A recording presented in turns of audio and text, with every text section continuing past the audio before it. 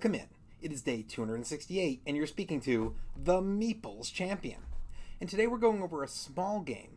It's small, and yet the setup makes it look much bigger than it is. It's a game that we played at the end of one of our regular game nights, and it was pretty fun. It's not one I've gotten to play much since, but it's definitely one I would consider to add to my collection if I could play it a few more times and see if it really landed for me. The game is called Mystery of the Temples. Now, the concept of the game is that you're going to set it up so that you essentially have 5 different curse cards. These cards come with a design of different colored runes. Now, you'll have 2 on each side that have nothing, and then you'll have a 3 and a 3, a 5 and a 5, and then I believe it's a 7 and a 7, and then maybe a 9, or it's maybe 6, 6, and then 8. But you have a bunch of scoring markers. Now, these 5 will be around, and then between them will be 2 cards each of your other options. So when it's your turn, you can take your player, your curse breaker, and you can move them up to 3 spaces, and you can either choose to move through the temples, so you go 1 temple, 2 temple, 3 temple, or to move through essentially like almost like the forests in between, 1, 2, 3.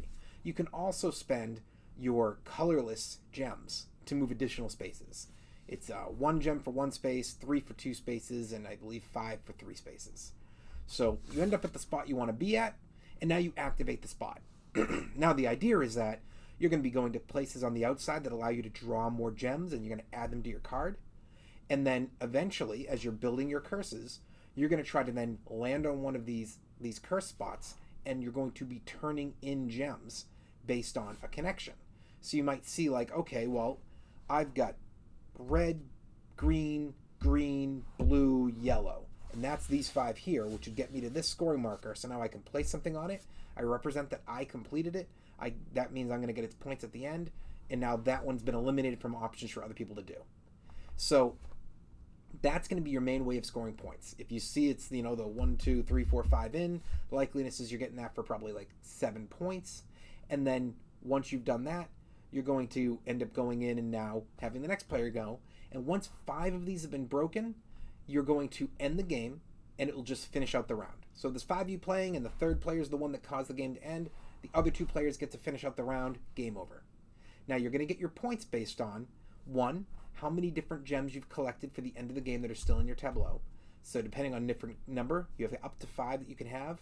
You'll get a bunch of points out for those. You're going to get them based on each of the curses you completed, and then the individual curses will have paid out amounts for the number of people in there. So essentially, you'll have like 6 points to give out. So you might be giving out a setup of, like say 4 points for first place, and then 2 points for second place, and 1 point for third. But there's a tie, so now it's 2, 2, and 2, or it's 3 and 3.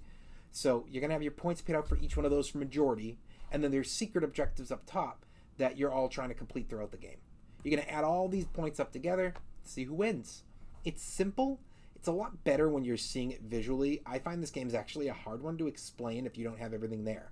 A lot of games are like that, but this one a little bit more so than usual. I actually was trying to prep to talk about it and was like, I got to make sure I take good enough pictures for everybody because I feel this is going to be a little hard for people to understand. So hopefully my pictures will help guide you through that a little bit. That being said, why don't we jump in? Let's just judge this game on our 7 categories and see where it lands.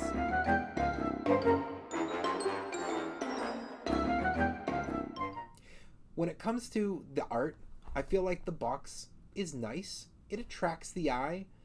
I think that the game being set up is far better. I would give the game setup as like a 4 out of 5, whereas the box it's a 3. It's not great, but it's not bad. It's good. Overall, though, thumbs up. Good art.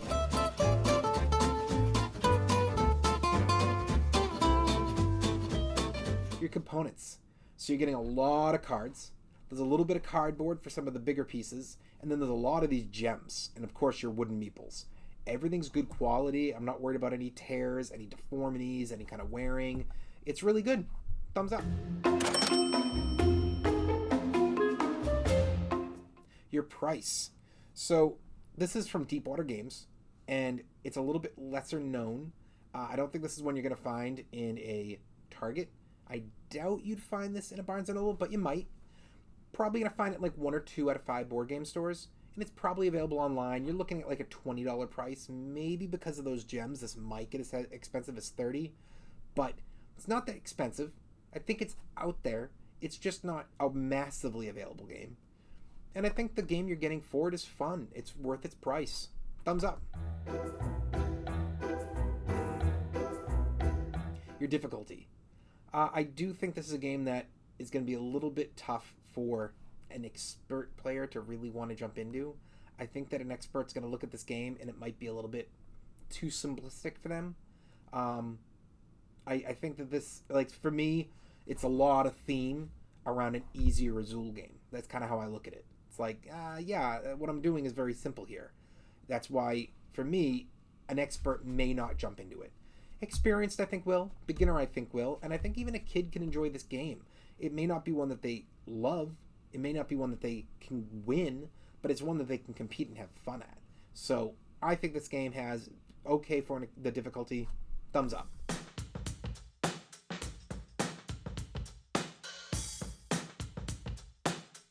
Replayability. It's not very replayable. I don't think this is one you're going to want to play back to back. I don't think it's one you're going to be pulling out on a regular basis. It's short, but it's not so short that you can just toss it in there for a quick 5-minute play. And yet at the same time, it's not a game you're playing for a whole night. So it's kind of hard to slip it into a game night. You know, tail end, if you finish early on a game, sure. But that's not an often thing. So for me, replayability, thumbs down.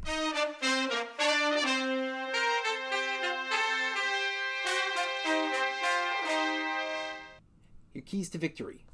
So what's tough about this game is that the keys are all about either you're going for majority on a card, you're going for trying to get the most points on cards, or you're going for those special scorings, as well, of course, as having the one of each color. What's difficult about that is people can block you out. You can't go to a spot somebody's on. So you might have a strategy that's great, but if all the other players keep jumping in and blocking you, it's not much you can do. And what's even more annoying is if you're playing this at 4 or 5 player and you have 2 players that are on and 2 players that are off of your rotation, and all of a sudden you're like, oh, well, I can't go to the 2 spots I wanted because they're blocking it. And the other players, while they were blocking, were getting their resources. And now I go, the players move off, and these players move on, and now I can't go again. So it can get a little frustrating as people are blocking you out. That being said, I do think that there's enough space there that you should be able to go somewhere and you can adjust your plan. You should be able to pay attention and say, okay, well, I see this combo here, and I notice that there's a nice combo over here that uses that a little later.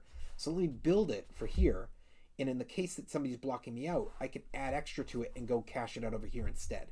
So I think it's all about how much you're paying attention to how these cards interact with their combination of colors, and making sure you're not just giving yourself the rabbit hole of only one location.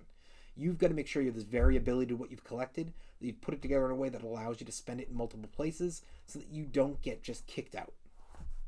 And if you're working hard enough to make sure that you're not getting kicked out, you're going to be able to take advantage of the keys that they've given you. So for me, thumbs up.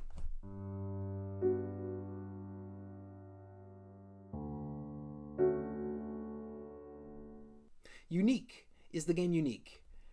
I think that the theme is really cool. I think that the design is really cool. But pull all that out and look at the basics of what the game is. It's a rondel that allows you to collect resources and then you cash them out to get points. We've seen this in so many games. They've done a very good job of surrounding it in a really cool design and theme, but you have to ignore those when you're trying to see if a game is unique. I think a theme can be extremely important to me owning a game, but if I have 2 games and I love them, and they're the same game with just 2 different themes, that can be either great or horrible. For instance, I have Clank and I have Clank in Space. It's the same game with a space theme and then a fantasy theme. I'm fine owning both because I sometimes want one theme or the other. But some people don't want both of those. They want to go down either Route A or Route B. I think that this game is a unique theme for what it is, but it's not a unique game. It's going to be a thumbs down. Overall, what do I think? It's a fun game. It's not one I would say go out and buy, but it's one I'd say if you see it, give it a try. And if it hits you, buy it. And if it doesn't, that's okay. It's not a great game. It's not one that I think is going to be anybody's favorite or in their top half of games. It's a game that's a nice fill-in game, and that if you so happen to like it and a few people out that you know like it, great. But personally, I don't think this is one that's going to hit for a lot of you. I just don't think it's going to be you just like. Well, it has been day 268, and we've been speaking about the game Mystery of the Temples. And you've been speaking to the Meeples Champion. Like, share, subscribe, and check down below in the description where I'll be adding an Amazon link in case you want to get this game for your collection. Until next time, I'll talk to you tomorrow.